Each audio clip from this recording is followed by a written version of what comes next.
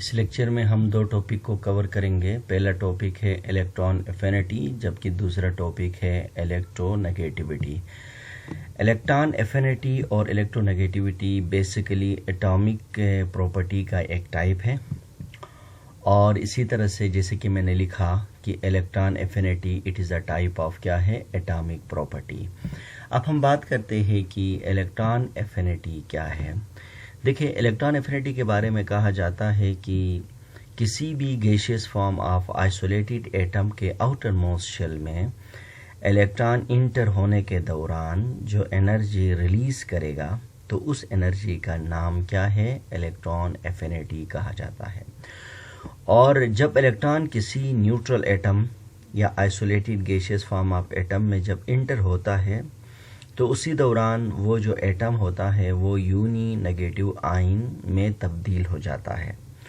और इसी तरह से जैसे कि मैंने लिखा, the amount of energy release when an electron is added to an isolated gaseous atom to form negative ion is known as electron affinity. Generally electron affinity जो है हमारे पास एक्सोथर्मिक प्रोसेस होता है, क्योंकि इसमें जब इलेक्ट्रॉन इंटर होता है तो वो हमेशा एनर्जी रिलीज कर लेता है। और इलेक्ट्रॉन एफिनिटी के बारे में ये भी कहा जाता है कि इलेक्ट्रॉन एफिनिटी इज़ द जो है ना रिवर्सिबल यानी रिवर्स प्रोसेस ऑफ क्या है, आयोनाइजेशन एनर्जी है। क्योंकि आयोनाइजेशन एनर्जी में इलेक्ट्रॉन को निकालने के लिए तवन्नाई दरकार होती है, जबकि यहाँ इलेक्ट्रॉन इंटर होने के दौरान तवन्नाई यानी रिलीज होती है। तो इसलिए इसके बारे में कहते हैं कि it is the reverse process of क्या है, आयोनाइजेशन एनर्जी है। जब इलेक्ट्रॉन किसी भी एटम के आउटर मोस्ट शेल में दाखिल होता है, तो उसी दौरान जाहिर सी बात है वो जो इलेक्ट्रॉन होगा वो किसी एटम से इसको निकाला गया, तो वो इलेक्ट्रॉन एनर्जी इतना रिलीज कर लेता है कि जितना कि उस एटम के अंदर जो शेल में एनर्जी की जितनी ज़्यादा उसके अंदर कैपेसिटी है। तो इसी तरह से इलेक्ट्रॉन जो एफिनिटी है जनरली ये बेसिकली एक्सोथर्मिक प्रोसेस होता है, और इसको EA से रिप्रेजेंट करते हैं। और इलेक्ट्रॉन एफिनिटी का जो यूनिट है वो किलो जॉल पर मोल है, और ये प्रोसेस एक्सोथर्मिक है।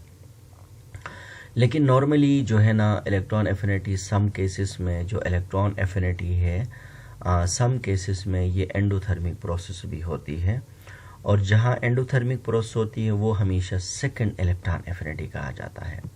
तो जैसे कि मैंने लिखा, it is denoted by EA and unit is kilo जॉल पर मोल, प्रोसेस इज एक्सोथर्मिक प्रोसेस। देखिए, हमारे पास एक गैसियस फॉर्म ऑफ एक आइसोलेटेड एटम है। अब इसमें इलेक्ट्रॉन इंटर होता है और उसी दौरान ये एक यूनी नेगेटिव आयन में तब्दील हो जाता है, और इलेक्ट्रॉन एफिनिटी क्या है, -328 किलो जॉल पर मोल एनर्जी रिलीज होती है। और यही एनर्जी क्या है, बेसिकली इलेक्ट्रॉन एफिनिटी है for the chlorine for the first atom. In some cases electron जो एफिनिटी है वो पॉजिटिव होती है, और जैसे कि मैंने लिखा कि हमारे पास देखें ऑक्सीजन का एक गैसियस फॉर्म एक एटम है।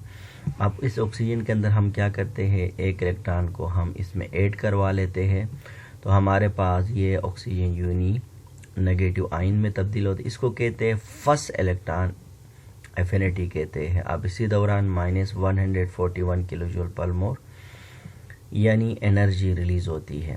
जबकि अगर इलेक्ट्रॉन एक और इलेक्ट्रॉन जब हम इसमें इंटर करवा लेते हैं, लेट्स सपोज, तो ये जो यूनी नेगेटिव आयन है ऑक्सीजन है, इसके ऊपर एक और इलेक्ट्रॉन जब इंटर होता है तो ये डाई नेगेटिव आयन में तब्दील होता है, और इसको कहते हैं सेकंड इलेक्ट्रॉन एफिनिटी। अब देखिए यहाँ पर वैल्यू क्या है, +780 किलो जॉल पर मोल है।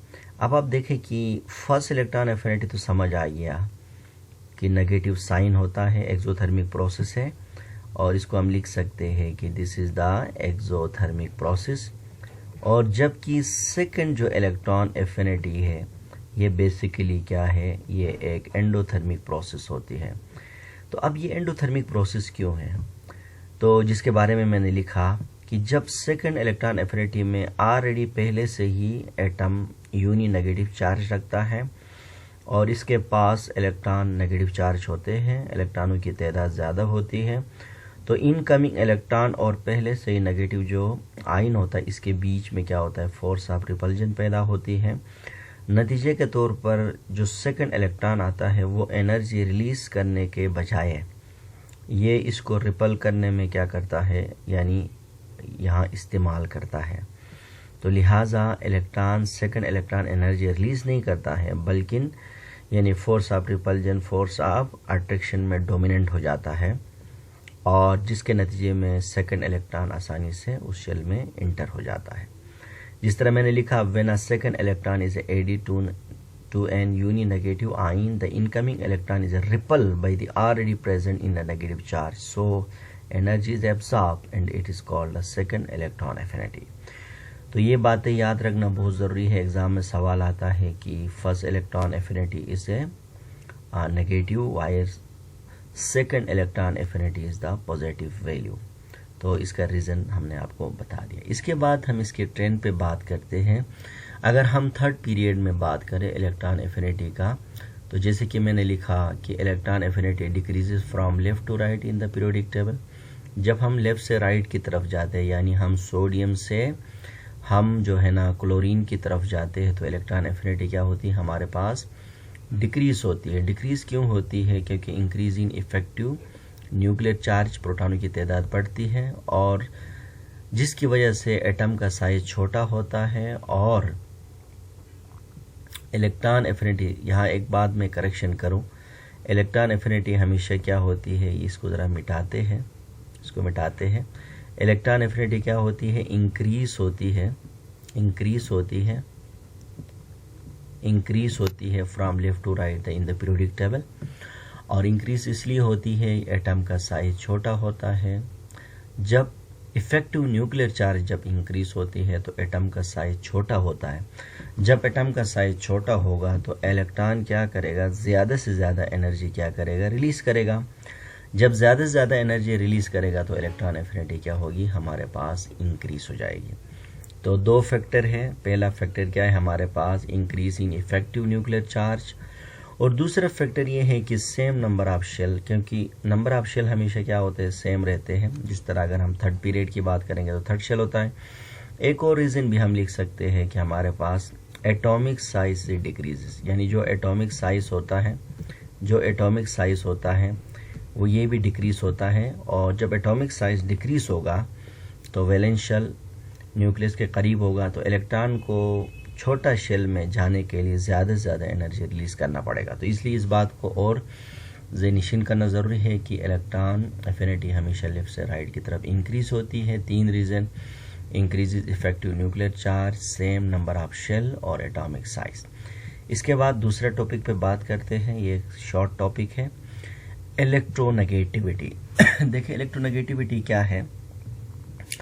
इलेक्ट्रोनेगेटिविटी को जानने के लिए ज़रूरी है कि हमारे पास किसी भी मॉलिक्यूल के अंदर दो टाइप के इलेक्ट्रॉन्स होते हैं, जिसमें से एक बॉन्ड पेयर इलेक्ट्रॉन कहलाते हैं, और दूसरे जो इलेक्ट्रॉन होते हैं इसको हम क्या कहते हैं, जो है ना लोन पेयर इलेक्ट्रॉन कहते हैं। जो लोन पेयर इलेक्ट्रॉन होते हैं वो बॉन्डिंग में हिस्सा नहीं लेते हैं, और जो बॉन्ड पेयर इलेक्ट्रॉन होते हैं वो बॉन्डिंग में हिस्सा लेते हैं। यानी वो इलेक्ट्रॉन जो बॉन्डिंग में हिस्सा लेते हैं इसको हम बॉन्ड पेयर इलेक्ट्रॉन कहते हैं, जिसको शेड पेयर इलेक्ट्रॉन भी कहा जाता है। और वो इलेक्ट्रॉन जो बॉन्डिंग में हिस्सा नहीं लेते हैं, और ऐसे इलेक्ट्रॉन को हम क्या कहते हैं, लोन पेयर इलेक्ट्रॉन कहते हैं।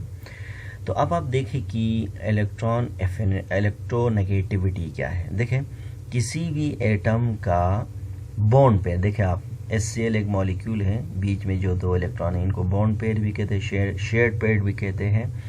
यानी किसी भी एटम, किसी भी मॉलिक्यूल के अंदर एटम का शेयर्ड पेयर इलेक्ट्रॉन को अपनी तरफ अट्रैक्ट करने की जो सलाहियत है, उस सलाहियत को मेजरमेंट करने का नाम, इसको मेयर करने का नाम क्या है, इलेक्ट्रोनेगेटिविटी कहते हैं।